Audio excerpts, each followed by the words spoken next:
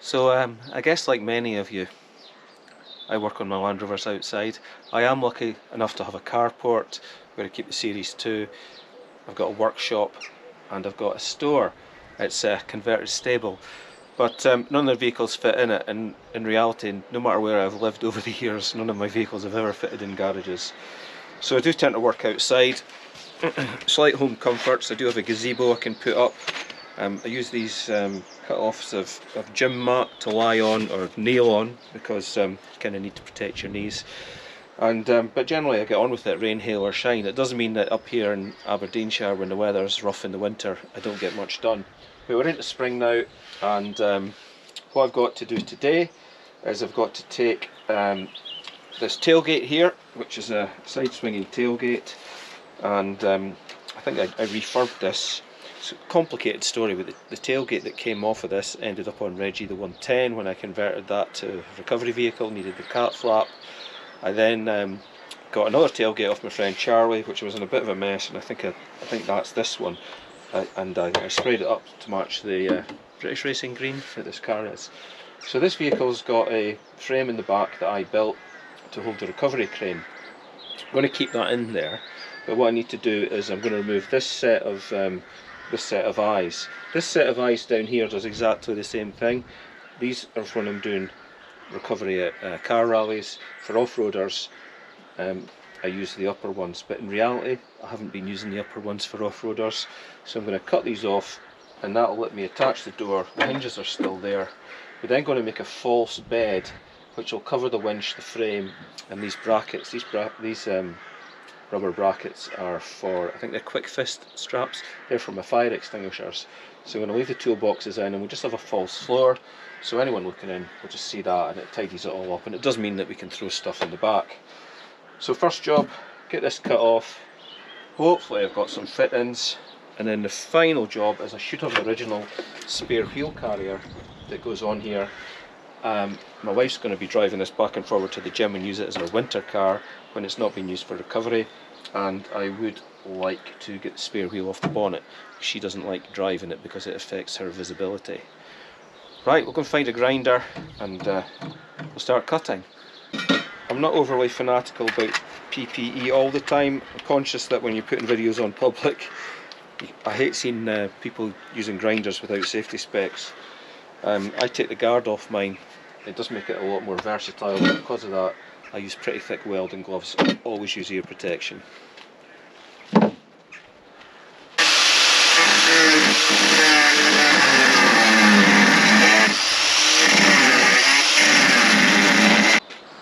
Okay, I must have made a better job of welding these on than I thought. This isn't even looking at it. So 9-inch grinder, cutting disc if I've got one, big chop.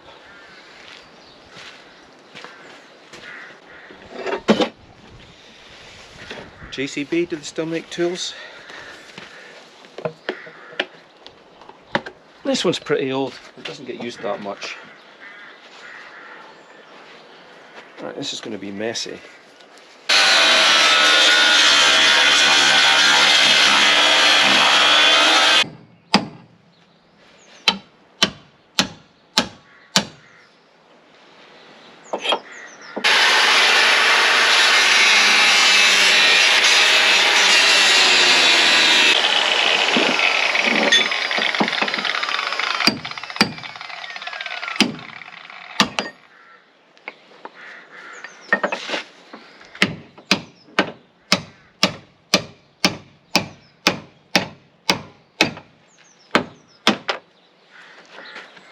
One.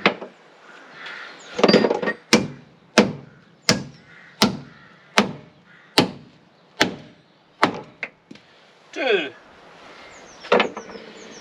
Tidy that up later.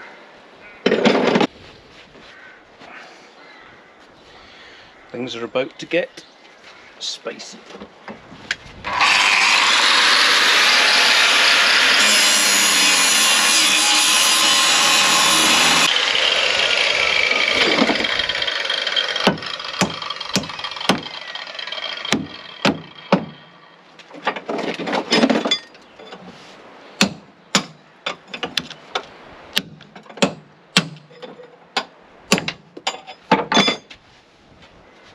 4. Right, let's get this tidied up. Got my grinding disc, the big grinder. Anybody that owns a Land Rover doesn't own a 9-inch grinder.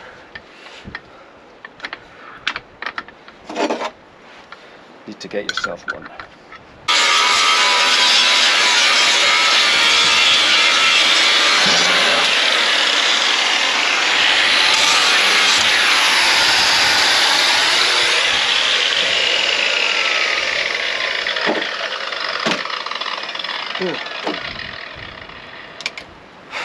Oh, I just cleaned the back of this out and pressure washed all the leaves and mulch and everything that had collected in it. Now full of grinder dust. Anyway, there is now room for my back door to close. Just noticed I've got a shackle here that definitely will stop the back door closing. Right, next job, see if I can find the nuts and bolts that came off of this many moons ago. I've been using chopped off milk cartons for years for project parts. That's the bolts for the spare wheel carrier.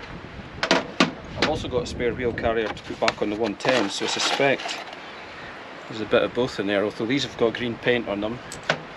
So they do look like stainless bolts for here. Yeah, 4 of them. Right, just need to find some nuts and bits and pieces.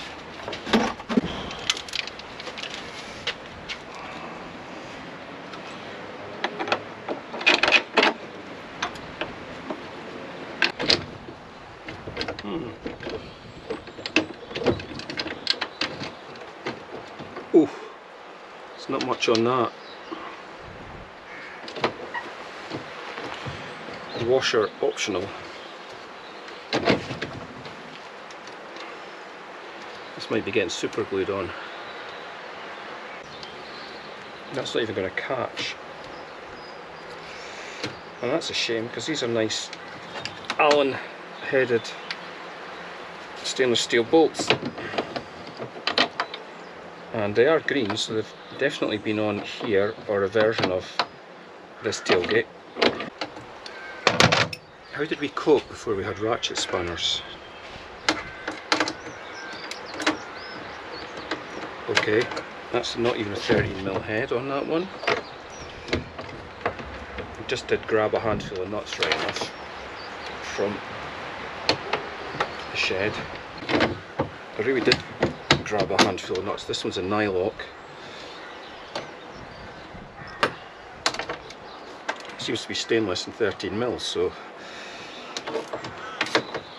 progress. Right, let's see if this thing will.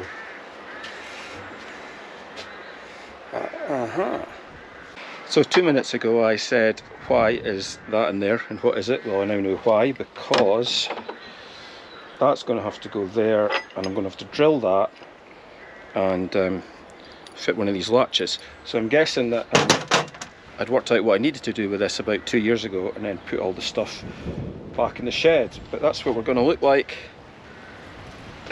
Nice colour match. I think we're going to call it a night, and then tomorrow morning we'll get back on it, get this drilled, get some proper bolts for there, and get the spare wheel carrier mounted, which is there. Right, see you tomorrow. Right, despite the fact I'm still wearing the same clothes, it is tomorrow. It's tomorrow afternoon. In the morning we decided to go for a ride because it was a nice morning. Still Land Rover related because we took Mavis. The biggest challenge being, can you fit 2 mountain bikes in the back of a short wheelbase series Land Rover?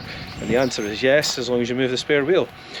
Okay, excuse me for any background noise.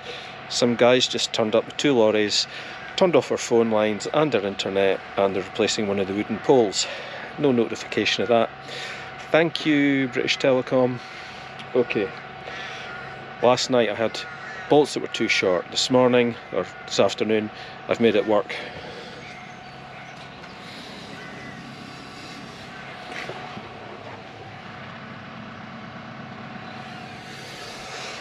So with a bit of bodging and judicious clamping, we've managed to get 3 out of the 4 nuts on. I'll get the 4th one on now, then we'll start on the spare wheel carrier. Of course I forgot about this. Need 60mm M6 bolts. Don't have 60mm, kind of like only got 1,000,000 so we'll put these on and then chop them. Well, not too bad. Chop them a little bit. We'll do that and then we'll drill a big hole for this trailer latch thing. We'll do a bit of paint work there. Right. Do the best I can with a Sharpie.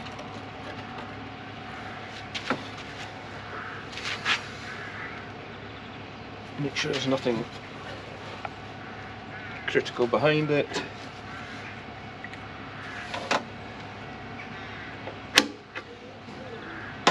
I'm going to say that's M12.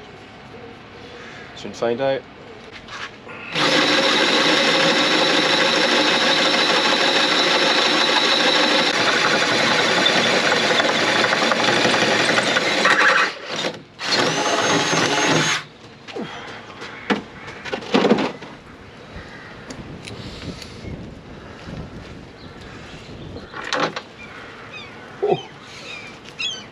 Only just long enough. Only just. Right. That's steel. That's aluminium. Put some kind of rudimentary rust sealing on there. Used to be galvanised back in the day, but I suspect that this body's off a 300 TDI, so there's no way that's galvanised, as you can see by that.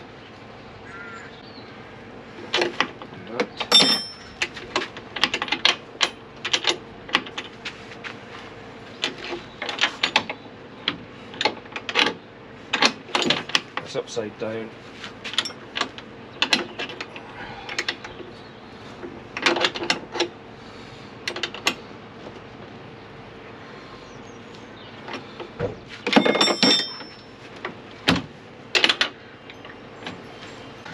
I got the proper fixings. They're currently soaking in a bath of some kind of paint thinners, just to get 20 years worth of grease off them. But I found the first problem.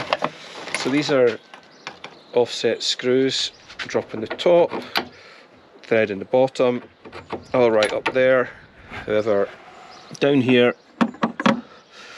so that's how long ago it was since I had this on here, because I fitted the LED lights. Well, they've been on there about 10 years. Right, so that'll need to come off. We'll get these on. This plate to go on the back door and one inside. Then get the spare wheel carrier on, and then once we've done that, we'll do a shelf. By the way, I don't rehearse anything in these videos, so when I mess up, you'll find about it at the same time as I do. I've lost the spare wheel carrier. I'm such an amateur. And that's what everybody calls me on my amateur radio channel. Right, here it is.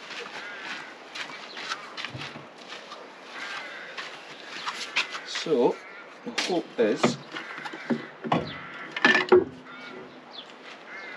brackets are still not tempted to go straight for the hammer. This one's got a grease nipple on the top of the bolt, and this one's got a grease nipple on the actual carrier, so I'm guessing the plain one will go on the bottom. Rubber hammer time. Found this at my work, like lots of things over the years. It's a shop fitter's hammer, same colour as the shelves.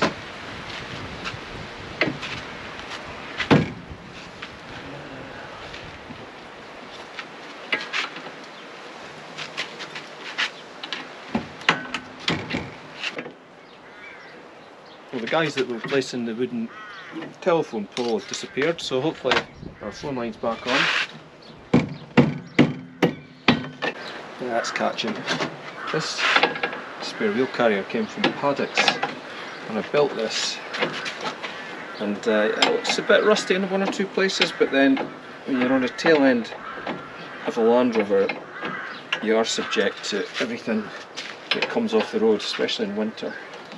But the main tubing and stuff are solid. I had a Mantec one on a Land Rover years ago which cost a fortune. I didn't buy it, it came in the vehicle. And it rusted out in no time.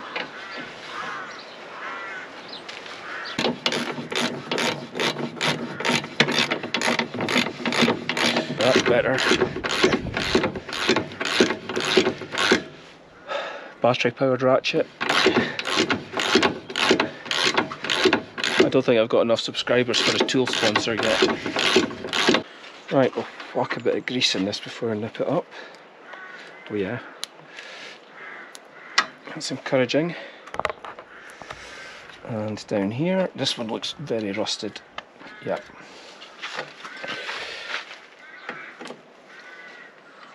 Oh, no, it's working.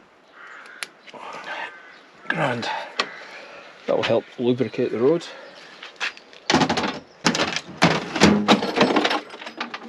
That sounded expensive. These lights have been good. I think I reversed one into something and cracked it. And one of them, might be the fog light, has a few elements gone. There might be Britax, there might be Chinese copies. Hard to tell these days. Oh, that's the fog light, isn't it? Yeah, it is.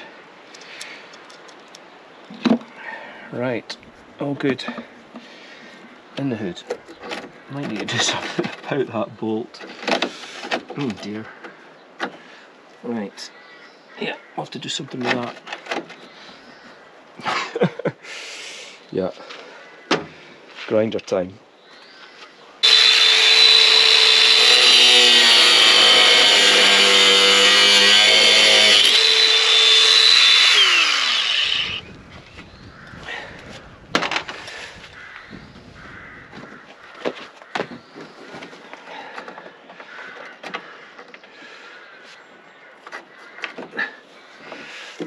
That has seen better days. I don't even know if it's doing anything. The danger is this cross member's that old. If I put something on and put tension on it, it'll probably pull right through. Okay, next thing's the plate. Now, because these things are designed to go in a Land Rover back door, you can see on the top it's going to sit here but then stand out. So I cut a couple of tubes ages ago, and they just sit in there as spacers, and then we can bolt it right through. That goes in there, and then there's a sandwich plate goes on the back. Simple. These look like they might be the bolts for it. There's actually 4 of them. Might be the originals. It's got long shoulders on them. I don't remember drilling any holes in this tailgate, but at some point I've prepared this tailgate to go on here and never actually put it on. You'll notice my yard here is, well, it's just grit. Never good when you drop anything covered in oil or grease onto it. You tend to regret it. Right. Ooh, that looks like it might go in. But then I said that last time.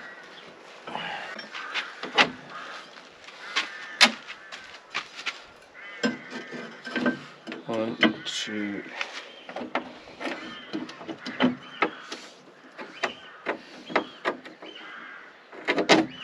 Three. The 4th one's miles out. Right, we'll get these 3 nipped up. Then contemplate what to do with number 4. Might be able to drill it out without smashing drill bits.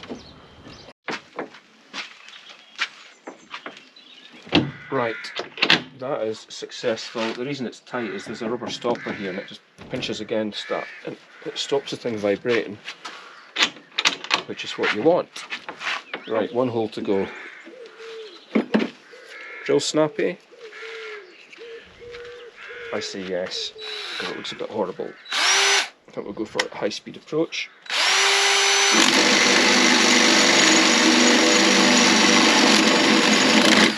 Yes!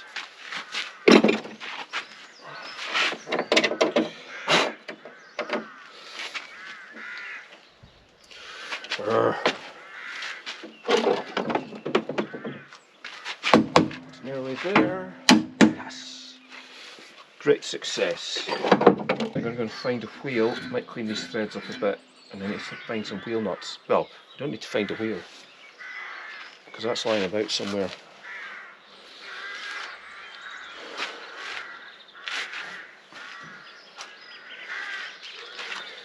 Spare wheel, anyone? Ah yeah, spare wheel's at the garage, because it's knackered, so I'm getting a new tyre put on it. I've got a second spare wheel somewhere though, so we'll go and dig that out. Some wheel nuts and get the wire brush on this. I could only find a spare, which doesn't seem to have any air in it, so I need to get that one fixed as well.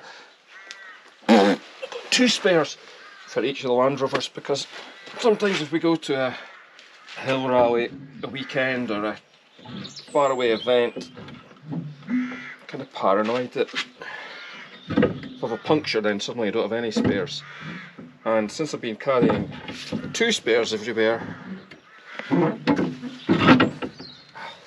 so close. Since I've been carrying 2 spares everywhere, I've never ever had a puncture. Touch wood. These are the only wheel nuts I could find. Best birthday present I ever got. Mo would probably disagree.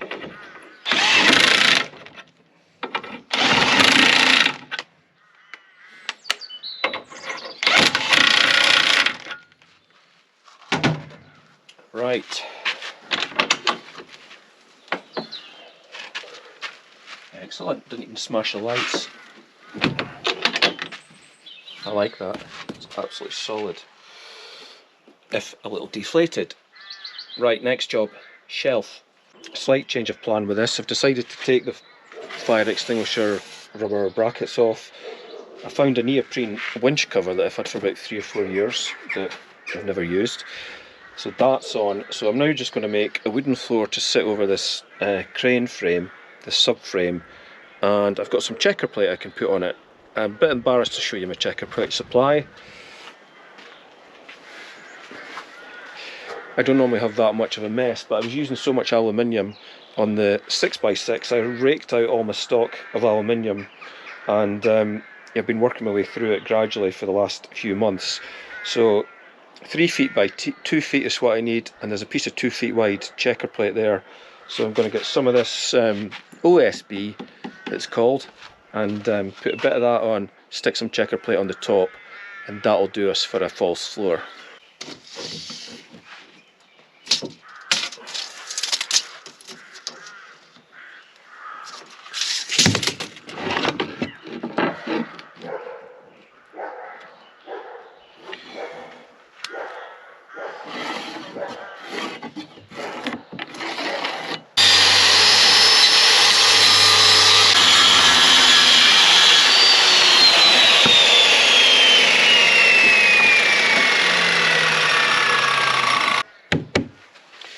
This is going to be an interesting cut.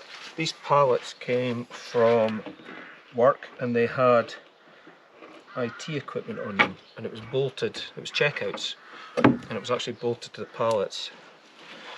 And I think my cut is going to run right up between the, what do you call it, things? I don't know what they're called. Captive nuts. Yep. I could try and remove them, but it looks like they've got glue in them. It would just wreck the wood. This is cheap and nasty, this wood, but it's waterproof. So with a bit of checker plate on top, it will do just fine. Especially as it was free, and so was the checker plate.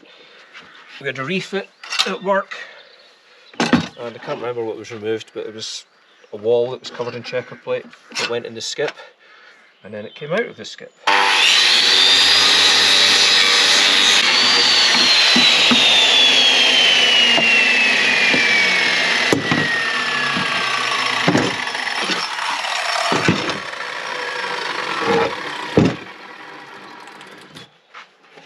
If I put it that way up, you won't see the, well, it's flush for the checker plate to go on.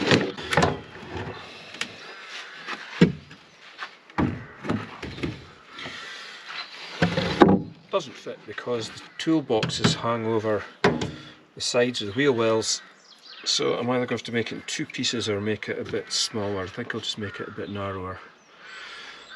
Right, I'm going to trim this up a bit.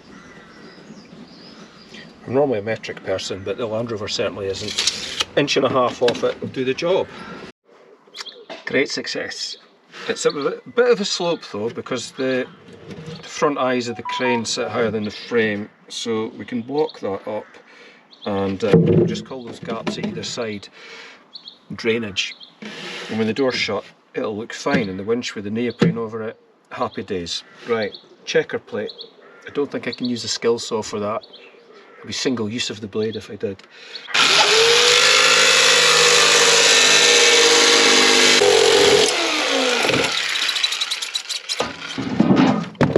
I do actually on a plasma cutter, but for one cut, ain't worth it.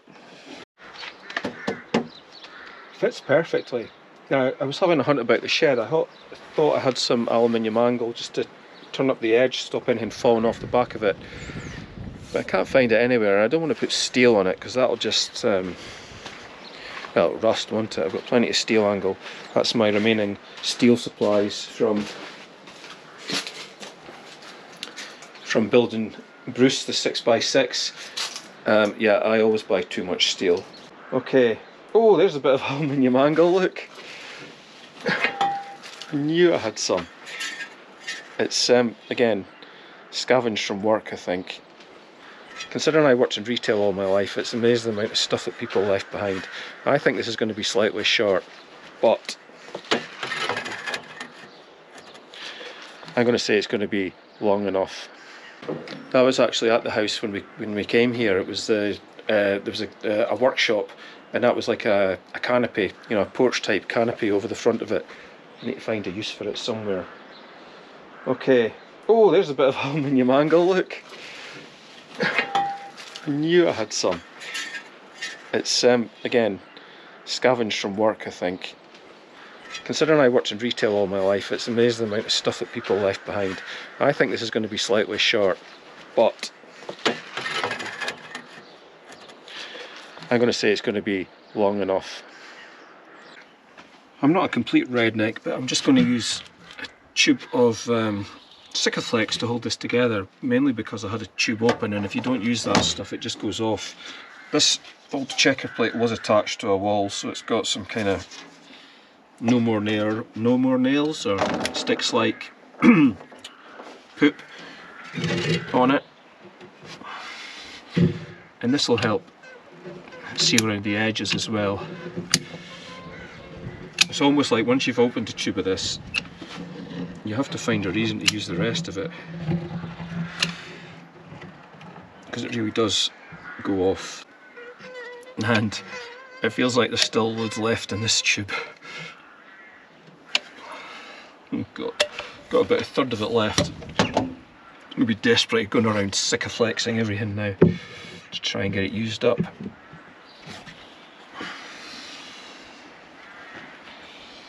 Don't wipe it on your trousers.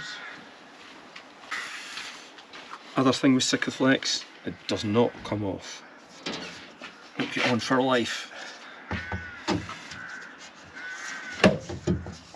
There we go. Right.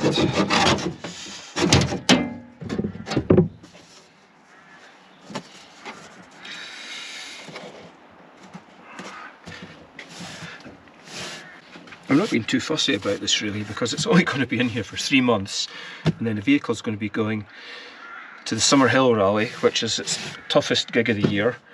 A proper off-road event down in the Scottish borders. Back in a minute.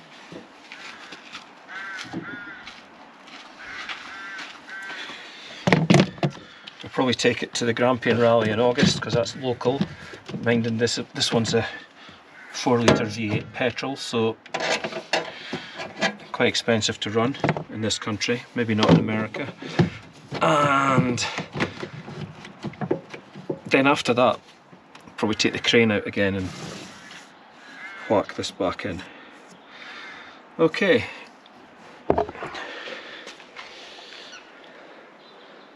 It's not bad, is it?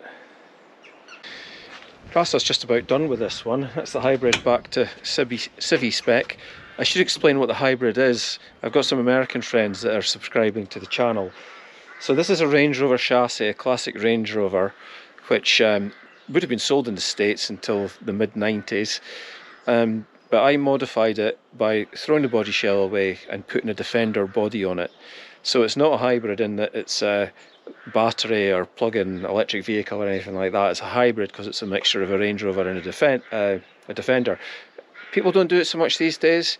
When I did this, I lived in London when this had the first version of the body on it, and I couldn't afford a Defender back then, so it was actually a cheaper way of getting a coil-sprung V8 powerful, capable off-roader. You take the Range Rover chassis, which essentially is the same as a Defender one, and so you make it a more rugged body style.